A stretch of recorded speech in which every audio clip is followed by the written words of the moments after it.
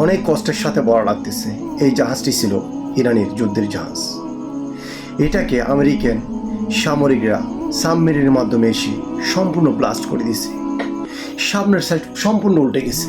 সাথে সাথে প্রায় 150 মতো নাবিক ওদের মারা গেল এবং প্রায় অর্ধশতাধিক এখন বর্তমানে নিখোঁজ।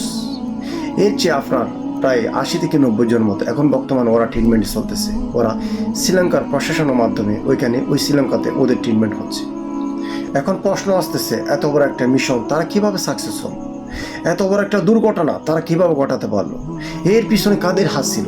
এটা আসলে সম্পূর্ণ ইন্ধন ছিল ইন্ডিয়ার স্যাটেলাইট এবং ইন্ডিয়ার সাহায্যে এই কাজটা ওরা করতে পারছে।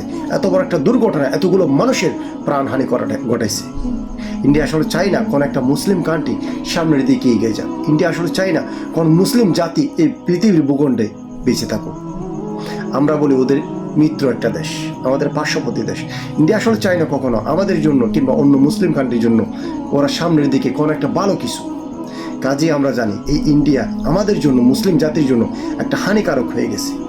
আর আমরা দোয়া করতেছি যতগুলো ইরানি সৈনিক শহীদ হয়ে গেল সকলকে যাতে আল্লাহ পাক জান্নাত নসিব দান করেন এবং যারা বেঁচে আছেন তাদেরকে যাতে আল্লাহ পাক খুব শীঘ্রই সুস্থ করে তোলেন এবং যুদ্ধের ময়দানে আবার যোগদান করতে পারেন।